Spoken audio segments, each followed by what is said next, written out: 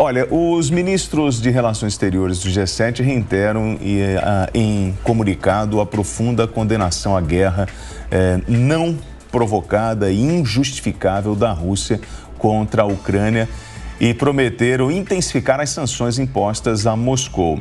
Vamos acertar a hora, são 8 horas e 24 minutos. Repita. São 8 horas e 24 minutos. Bom, em relação ao tema de hoje, o principal tema é justamente essa invasão da Rússia à Ucrânia. Para analisar os impactos deste modelo de enfrentamento, nós vamos conversar com o professor de Relações Internacionais da SPM, Marcelo Zorovich.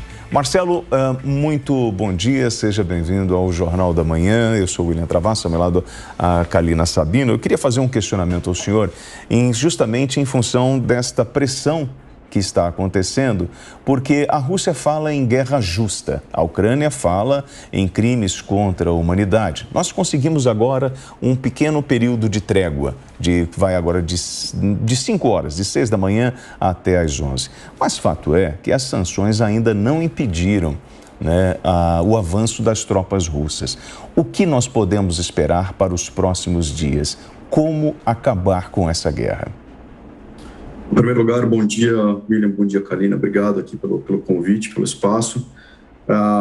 Eu não vejo como uma trégua, né? Eu vejo, na verdade, como uma continuidade bastante significativa nessa escalada das tensões que a gente tem observado no cenário internacional e os impactos que isso tem dentro do contexto econômico, dentro do contexto financeiro, dentro de todas as questões que levam à saída de pessoas, né, da Ucrânia. A gente está falando de 1 milhão de ucranianos, segundo os dados oficiais. Isso pode gerar uma crise humanitária. Tem a questão da segurança alimentar, tem a questão de abastecimento das cadeias. Então, acho que nessa linha não dá para a gente dizer que a situação teve aí uma diminuição das tensões. Ao contrário, né? As tensões estão aumentando. Sobretudo aí essa pressão, essa asfixia em relação à economia russa. A gente tem visto, como temos acompanhado, a saída, né, de muitas empresas da Rússia. Isso acho que é um cenário que mostra a gravidade do cenário. Estava aqui analisando alguns números: empresas de tecnologia, empresas montadoras, empresas do setor de transporte e logística, empresas petroquímicas, né, setores ligados ao streaming, aos serviços de entrega, né, e aí a gente está falando também de transporte, de logística, das cadeias produtivas. Estava acompanhando aqui a discussão de vocês, né. Então, essa interdependência entre os mercados, essa interdependência entre as economias, ela gera um efeito cascata nas cadeias de suprimento, nas cadeias globais de valor, na pressão sobre os preços. E isso, logicamente, mexe em vários setores da economia, né? Notadamente, a gente tem acompanhado o crescimento, o aumento de preços em commodities, né? Então, ontem, segundo os dados oficiais, a semana fechou com aumento de 20% em commodities, o preço do petróleo aumentando 20,6%, o trigo 28,6%, e já com um reflexo bastante negativo, as tendências por uma retração do PIB russo. Então, eu acho que não dá para a gente dizer que é um cenário de forma nenhuma tranquilo. Professor, a gente está falando sobre essa crise econômica da Rússia provocada aí por essa guerra. E em relação à crise humanitária, quais serão as consequências a curto, médio e longo prazo? Bem, primeiro, a gente está vendo que dentro da Ucrânia a situação é bastante complexa, né? A questão de mobilidade, a questão da dificuldade das pessoas em se comunicarem, né, com pessoas dentro do país e fora do país. Como mencionamos, pessoas, estava levantando aqui alguns números, né, a gente já tem aproximadamente, né, mais de 500 mil pessoas que foram para a Polônia, 72 mil para a Eslováquia, 140 mil para a Hungria, 50 mil para a Romênia, quase 100 mil para a Moldávia. Quer dizer, isso é bastante preocupante, porque justamente mostra um desequilíbrio, né? Esse desequilíbrio todo que vai no campo econômico por conta também das sanções, pela segurança em geral, né? E agora, claro, com essa escalada das narrativas do Ocidente em relação à Rússia, da Rússia em relação ao Ocidente, notadamente Estados Unidos e União Europeia. E essa crise, ela pode gerar, claro, problemas de abastecimento, pode gerar problemas de como você atende essas pessoas, né, esses refugiados, para onde que eles vão, né? A gente tem visto isso, já são mais de 4 milhões de ucranianos que tendem, no geral, a deixar o país, e a fuga é muito preocupante, porque impacta na logística e na ajuda dos países, dos governos, para essas pessoas, né? Vimos, inclusive, vários brasileiros, infelizmente, desesperados para sair, mas também famílias russas e ucranianas que têm ligações históricas e, portanto, têm uma dificuldade até de saber como é que estão as pessoas, seus parentes, enfim, pessoas mais próximas. Professor, dentro da narrativa ucraniana, nós falamos da necessidade de apoio militar, político, econômico, humanitário proveniente do Ocidente a fim de reforçar o objetivo de alinhamento natural com o Ocidente. A resistência democrática ante o autocrático de Moscou, esse ataque russo cruel, segundo os ucranianos, a Ucrânia vítima de uma agressão russa. Nessa visão, mesmo com todos esses argumentos e pedindo ajuda, a comunidade internacional não vai correr o risco de uma ofensiva militar em função da gravidade do que isso poderia desencadear? Esse é um dos grandes desafios, né? É até onde vai a Rússia, né? Se para na Ucrânia, se essa linha vermelha, digamos assim, vai até a tomada da Ucrânia, a tomada de Kiev, e a partir daí como é que a situação se desenrola. Claro que existe toda uma preocupação da própria OTAN, né, porque aí se os russos atravessam essa linha, né, e tem a questão de algum ataque, por exemplo, a países que fazem parte da OTAN, com certeza esse cenário é bastante alarmante, né.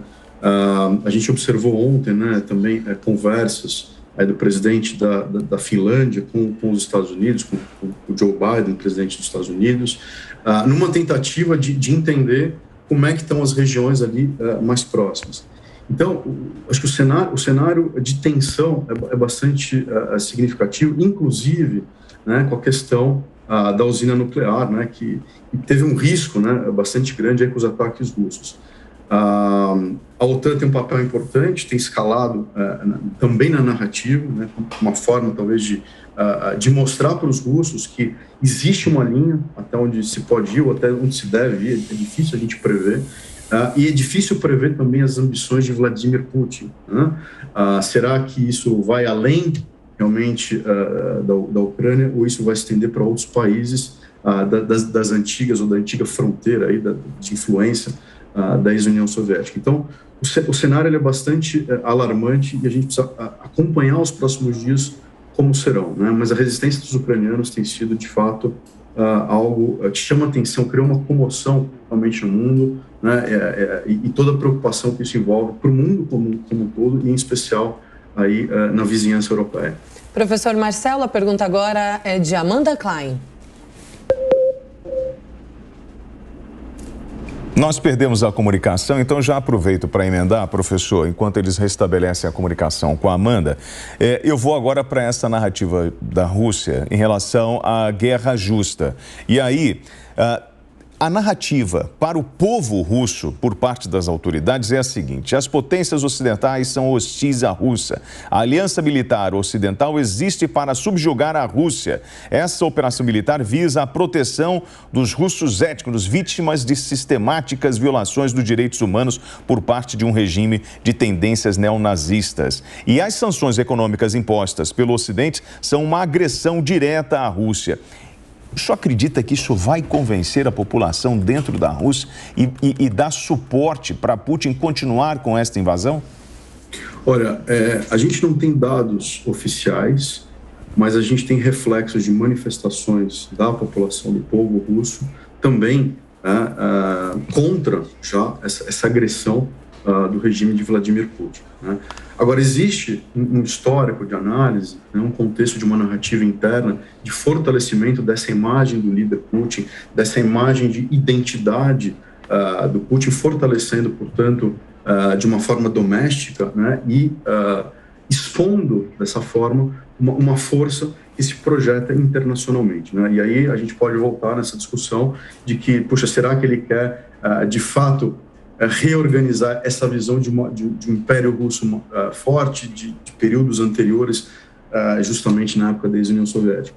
Então, existem narrativas que podem convencer parte da população, mas existe também uma preocupação enorme que a gente está vendo, que é justamente o controle, né, da mídia, o controle das redes sociais para evitar, né, que a população russa internamente também seja informada daquilo que está e não está acontecendo. A gente acompanhou ontem justamente a questão aí, se me falha a memória, do Facebook, do Twitter, né, e toda a parte aí de serviços de comunicação que foram justamente afetados de alguma forma, justamente porque existe uma necessidade de um controle da informação que se chega. Então, é difícil a gente saber em números exatamente aquilo que está acontecendo em termos de apoio ou não apoio. Mas as manifestações têm sido claras, né? São Petersburgo, por exemplo, outro dia eu estava vendo as manifestações, outras regiões, a Rússia, né, pela sua extensão, Moscou também tem mostrado manifestações negativas em relação ao governo, que reprime, portanto, essa forma de expressão. Então, é um cenário bastante delicado e o Putin usa essa narrativa. Aliás, o jogo das narrativas, como vocês comentaram, tem sido um dos grandes desafios em cima dessa questão toda que lida a Ucrânia de um lado, a Rússia de outro, o Ocidente de um lado, a Rússia do outro. Bom, professora, restabelecemos a conexão com a Amanda Klein e ela tem uma pergunta para lhe fazer. Amanda?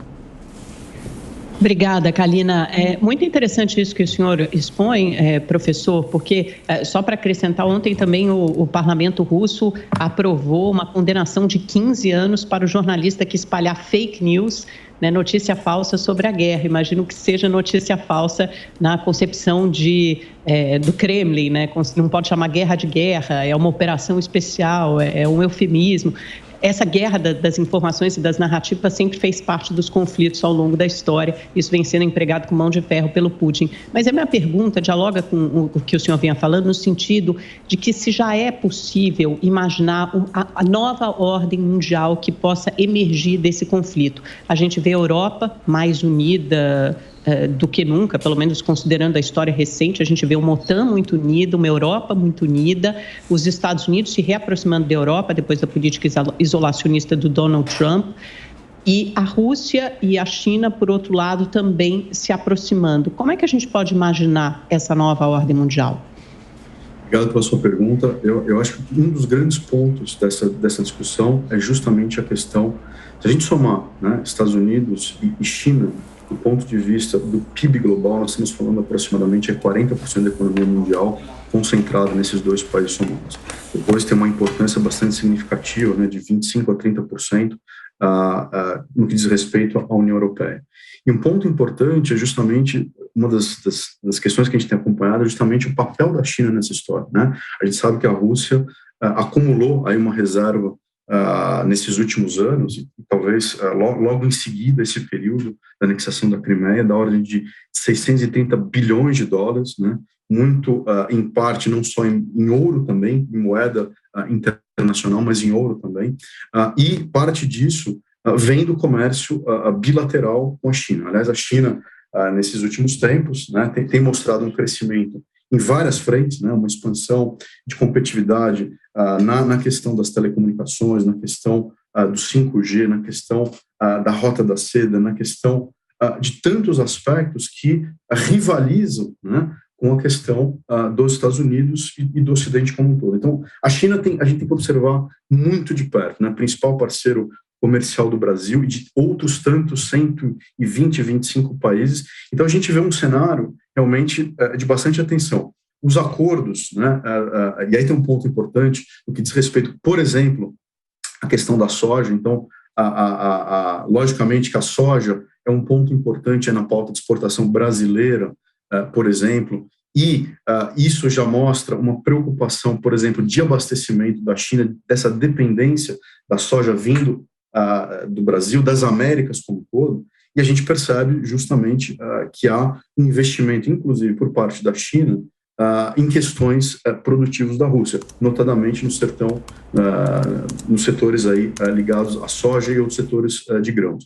E também na questão energética, óbvio, né, que acordos que vêm sendo costurados entre Vladimir Putin e Xi Jinping mostram nessa relação bilateral uma questão muito importante. Então, para sumarizar um pouco, realmente a gente está vendo um momento bastante importante dessa reorganização internacional, né, ainda que, logicamente, a gente não pode descartar, né, esse peso, esse papel de Estados Unidos e de China dentro dessa equação toda. Então, acompanhar aí nos próximos dias, semanas e ao longo da nossa trajetória.